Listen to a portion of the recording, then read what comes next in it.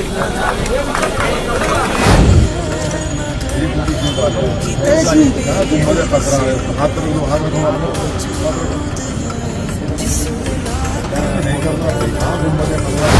का अपमान बंद हो, सूर्य की प्रताप बंद हो, ब्राह्मणों का अपमान बंद करो, बंद करो। दशहरे का दिन और इन सब के बीच आरएसएस का स्थापना दिवस भी, इन दोनों ही चीजों को भुनाने की कोशिश के चक्कर में आरएसएस के कई कार्यकर्ता नेता जेल की सलाखों के पीछे पहुंच गए। कहां हुआ, कैसे हुआ, वो दिखाऊंगा। यही नहीं, दशहरे के मौके पर कहां कहां अलग अलग जगह अपनी ताकत की नुमाइश करनी पड़ी।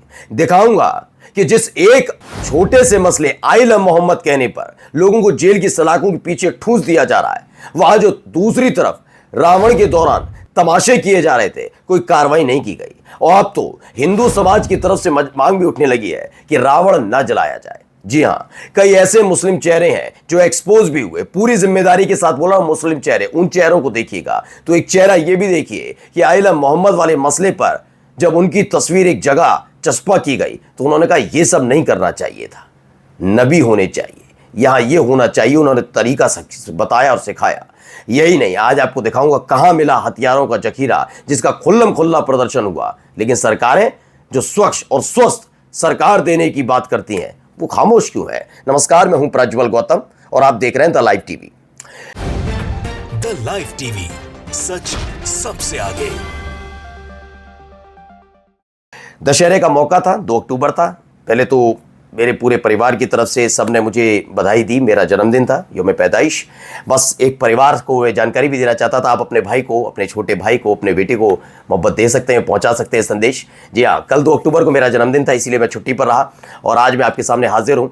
चलिए शुरुआत कर लेता हूँ पहले मैं कि क्या क्या कहाँ कहाँ क्या क्या हुआ। पहले देखिए, न्यूज़ 24 की एक खबर है। इस वीडियो को ज़रा गौर से देखिए। ये देखिए तस्वीरें। तो रैली निकाली गई है, पूरी गाड़ी में बिठा के लाए गए। बहुत महान काम किया है ना इन्होंने।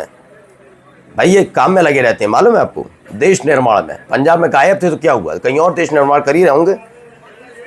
ये देखिए, अब सोचिए इस तरह की खबरें अगर किसी और जमात से जुड़ी होती, याद है क्या क्या नहीं कहा गया, तो क्या क्या कहानियां गोदी मीडिया बना रहा होता।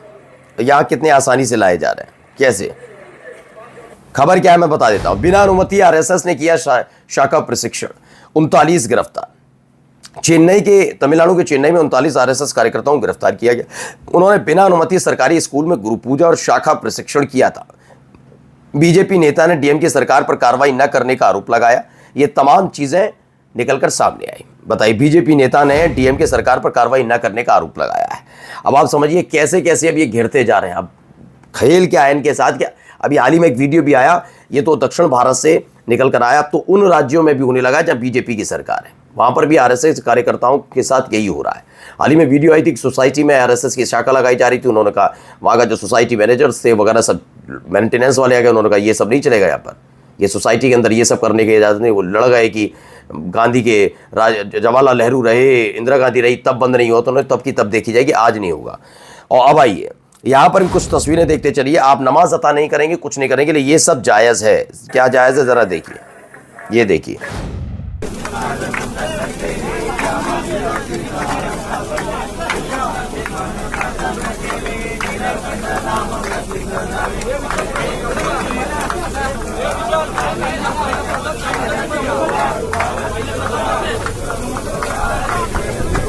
चूंकि जयदेव जयदेव है तो मुझे दशहरा सेलिब्रेशन कम लग रहा है, लेकिन फिलहाल इन सब के बीच आपको मेन जो खबर है वो बता देता हूं।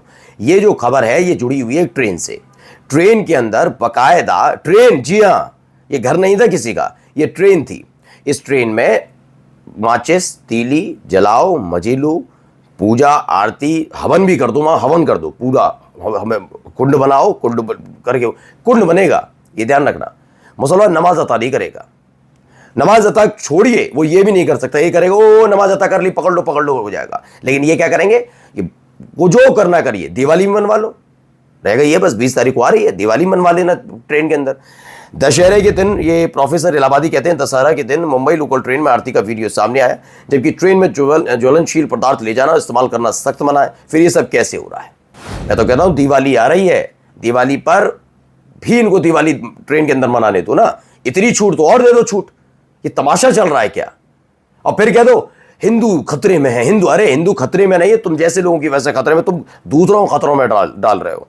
यहां पर भी देखिए, मुसलमानों का संपूर्ण बहिष्कार, कोई लेना देना किसी चीज से, दशहरे से, किसी चीज से कोई लेना देना।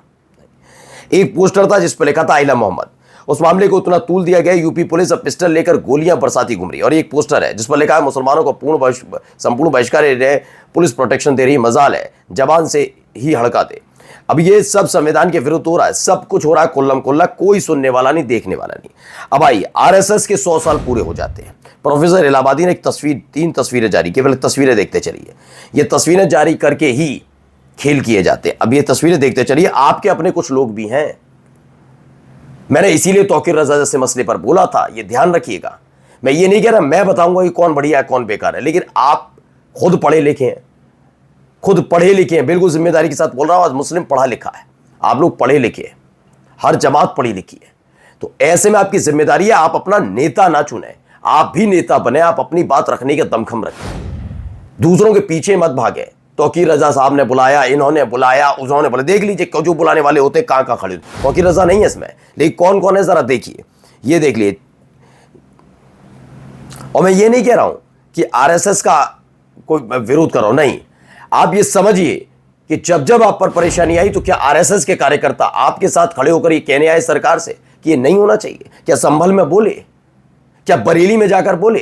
क्या तौकीर रजा को गिरफ्तार करिए लेकिन मासूम नागरिकों के लिए क्यों नहीं? क्यों कर रहे हो, उन्हें क्यों गिरफ्तार कर रहे हो? नहीं, वाह, बाकी जगह घुमा लो इनसे। ये देख लीजिए, ये तस्वीरें देखते चलिए, कौन कौन है इसमें पहचान ही रहे होंगे। अब आइए, क्या है आरएसएस के 100 बरस वाले प्रोग्राम में मुल्लों को टाइट करने का संकल्प लेते उलमा के नाम पर बकैत हजरात, ये लिखते हैं। और इनको तो इस आदमी को तो, लास्ट वाले को तो पहचान ही गए होंगे कौन है। ये वही है जो टिप्पणी करता है एक सांसद पर, और उसके बाद बीजेपी की नेत्री उतरी आती है इसके खिलाफ, और आज सब कुछ चल रहा है। और बीजेपी के नेता कहते हैं कि नहीं नहीं, इसने बयान दिया था, इसने बयान दिया था। याद है, थप्पड़ पड़ा था स्टूडियो में, तमाम चीज़ें, डिम्पल यादव। फिर बीजेपी वाले कहने लगे क्यों नहीं बोल रहे हैं, क्योंकि ये मुसलमान है। अब आप समझ लीजिए कौन किसका एजेंट के तौर पर काम करता है। इसमें जरा देख लीजिए भी, ये तस्वीर देखिए।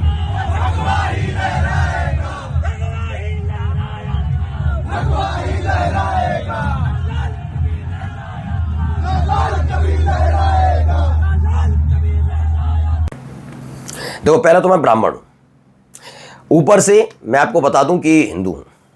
अब रावण दहन के जलने के दौरान जिस तरह की तस्वीरें लगाई गई, इसमें अगर उमर खालिद और शर्जील इमाम जैसे लोगों की फोटो आतंकवादियों के फोटो के साथ लगाई गई, ये अपने आप में अपमान वाली बात है। ये अपने आप में अपमान वाली बात है। जैसे मैं खुल के कह रहा हूं, मेरी फोटो अगर गोडसे के साथ लगाओगे मुझे पसंद नहीं है, कतई पसंद नहीं है। गोडसे के साथ मेरी फोटो लगना मेरा अपमान है, उसका नहीं है, मेरा अपमान है, ठीक है ना। ऐसे ही अब क्या उमर खालिद और शर्जील इमाम पहले साबित हो चुके हैं? नहीं। दूसरा, मैंने जो क्यों ब्राह्मण का बताता हूं, इसलिए कह रहा हूं कि सनातन में कभी भी जो भी रावण वाला जिक्र है उसको सोचिए खुद तमाशा बनाने। खैर, मैं इनसे उम्मीद भी करूं जो ये काम कर रहे हैं जेएनयू के अंदर, उन्हें तो मोदी में कभी राम याद नजर आते, फिर बाद में राम ट्रांसफर होके अमित शाह में ट्रांसफर हो जाते हैं। वो कहते हैं राम तो उनमें नजर आते हैं, फिर विष्णु भी नजर आते हैं। जो इन लोगों को ही भगवान मानकर चरण चाटने में लगे हो, तो इनसे उम्मीद ही क्या की जाएगी। रावण जैसा विद्वान कोई था भी नहीं, इस बारे में पता भी होना चाहिए। हाँ, अहंकार था, बिल्कुल वध होना चाहिए, और वध किया। लेकिन तुम कर क्या रहे हो? अपने कार्यक्रम में जबरदस्ती मुसलमानों को लाओगे। अब जितने चेहरे, इनमें से कितने हिंदू के थे बताइए? सारे मुसलमान। और आपने रावण को आतंकवादी कह दिया एक तरीके से, और शर्जील इमाम और उमर खालिद जो अभी आरोपी है उनका फोटो लगा दिया। आप सोचिए इनकी मानसिकता क्या है। ये धर्म के भी पक्के नहीं है। जो जेएनयू में बैठे थे ना, सारे के सारे अधर्मी हैं। ये तमाशा करना चाहते हैं, अपने आका के इशारे पर अपने धर्म को भी नष्ट करने के लिए तैयार है। ये वो लेवल के लोग हैं। आइए अगली तस्वीर देखिए। यहां पर हमारे ही समाज के लोग, यानी कि वैसे मैं कहता नहीं हूं, लेकिन सुनिए क्या कह रहे हैं। ब्राह्मणों का अपमान बंद हो, ब्राह्मणों का अपमान बंद हो, कुरीति प्रताप बंद हो, हुआ क्या है मैं बता देता हूं इसमें। ये खैर ब्राह्मण समाज से आते हैं, उज्जैन के ब्राह्मण भाइयों ने मेरी बात को माना और इन्होंने कहा, जो कौन है रवि परमार, और रावण दहन के खिलाफ मोर्चा खोल दिया उन्होंने। रावण जी जो कि ब्राह्मणताओं से जलाने पर ऐतराज जताया है। अब धीरे धीरे जाग रहा है हिंदू जाग रहा है, तो देखो क्या क्या होगा। अब सोचिए रावण के साथ साथ और जो फोटो लगे हुए हैं उनके खिलाफ अगर ये मिल जाते तो जेएनयू में घुसकर क्या कर रहे होते, आप समझिए। फोटो लगा रहे, एक तस्वीर अच्छी खूबसूरत, जरा तस्वीर जरा सुनिए। पहला असदुद्दीन ओवैसी,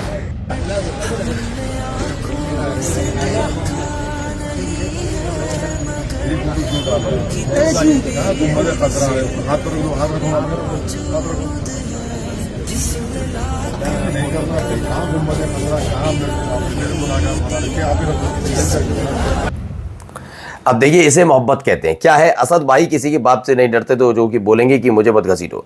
असद भाई वीडियो में बोल रहे हैं मेरी फोटो क्यों लगाया, कहाँ गुम्बद खिजरा, कहाँ मैं, मुझे क्यों गुनाह में डाल रहे हो, इसे बाजू में रखो। तुमने अगर वीडियो में देखा था तो उसकी आवाज़ भी सुननी चाहिए थी। असद भाई जो बोल रहे हैं उसको एहतराम कहते हैं, वो तुमको समझ नहीं आएगा। कोई मोदी योगी थोड़ी ना है जो राम के को खुद से छोटा दिखाते हैं और राम जी को अपनी उंगली पकड़कर मंदिर की तरफ ले जाते हुए फोटो डालते हैं। बिल्कुल सही बात है, अपमान था वो भी। और देखिए जब से उन्होंने वो तमाशे शुरू किए तब से बीजेपी की ऐसी सिट्टी पिट्टी गोल हो गई है। इन्हें लगा ये तमाशे करो, जो राम को लाए हम उनको लाएंगे और ये करेंगे वो करेंगे, राम को घर बनाएंगे, राम के मंदिर लेकर जाएंगे, ये करेंगे वो करेंगे। उंगली पकड़कर छोटे राम मोदी जी उनको लेकर जा रहे थे। तो आपत्ति जतानी चाहिए थी। मैं कहता हूँ एनएसए भी लगना चाहिए था, जिसने भी वो फोटो लगाया था, चाहे वो बीजेपी का कितना कद्दावर नेता, लेकिन नहीं हुआ था वो, क्योंकि मोदी जी को वो चीज़ें पसंद आ रही थी।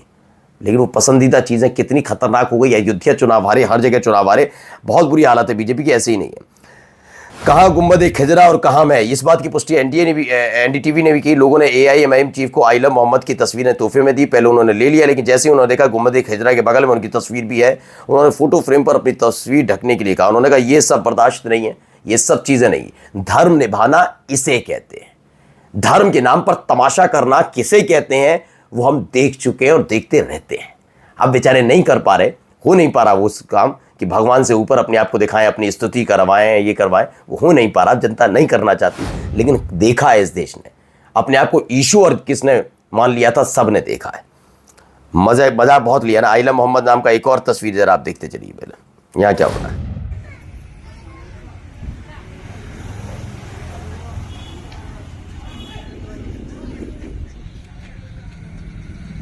तो आइलम मोहम्मद का ये पोस्टर झंडा लहरा दिया किसी ने, देखिए टावर पर।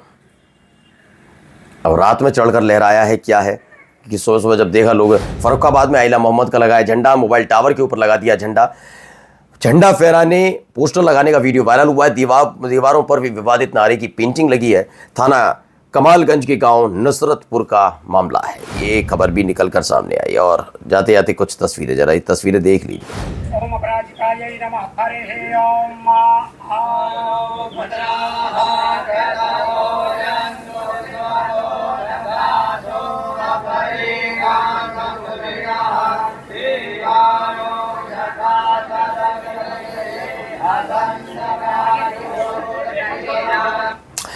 तो सूर्य समाजवादी ने दावा किया राजा भैया हजारों की संख्या में हथियारों की शस्त्र पूजा कर रहे हैं। इतना हथियार तो शायद प्रतापगढ़ पुलिस के पास भी ना हो। क्या पुलिस को इसकी जांच नहीं करनी चाहिए? ये पुलिस का मसला है, सरकार का मसला है। जिसको प्यार दे, जिसको प्यार ना दे, जांच करे ना करे, शायद पहले से तय हो, क्या हो पता नहीं। नमस्कार। द लाइव टीवी, सच सबसे आगे।